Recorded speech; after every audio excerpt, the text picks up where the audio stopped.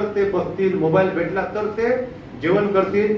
म्हणजे आई वडिलांच्या कुशीतून, त्याच्या उदरातून आले ते, ठीक आहे. परंतु त्यांच्यावर संस्कार कोणाचे आहे? मोबाईलचे आहे, आई वडिलांचे नाही आहे. आई वडिलांच्या आई वडिलांचा मन चुपचाप बसला असताना त्याला चुपचाप बसण्याकरता मोबाईल द्यावा लागते. म्हणजे प्रभाव कोणाचा आहे? आई वडिलांचा आहे की मोबाईलचा आहे? आता मोबाईल आपण पैदा केला की मोबाईलनं आपल्याला पैदा केलं? आपण मोबाईलने पैदा केलं आहे की नाही? मग आपण मोबाईलला पैदा केलं तर आपण मोबाईल चालवायला पाहिजे ना. तो मोबाईल आपल्याला चालवून राहिला, गडबड आहे की नाही आहे? आहे ना? ही आहे ही वैज्ञानिक गुलामगिरी म्हणून आपण याला.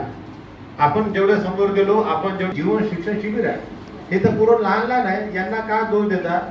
आपण अड्या टेकडीवर मौन साधना शिबिर घेतो, त्याच्यामध्ये आमच्या वयाचे मोठे मोठे तरुण पोरं हे शेवटच्या दिवशी आपलं तिथं स्टेटमेंट देतात.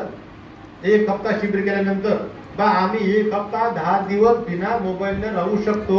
हे आम्हाला इथं आल्यानंतर म्हणजे कळलं, शिकायला भेटलं. त्याला एवढी सुद्धा स्वतःबद्दल गॅरंटी नाहीये की मी बिना मोबाईलने 10 दिवस राहू शकतो. एवढं आपण एखाद्या गोष्टीच्या अधीन जाणे, याला आपण आपली प्रगती म्हणू शकत नाही.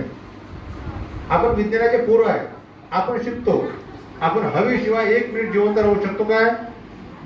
राहू शकतो काय? पाण्याशिवाय आपण 10 दिवस 15 दिवसाशिवाय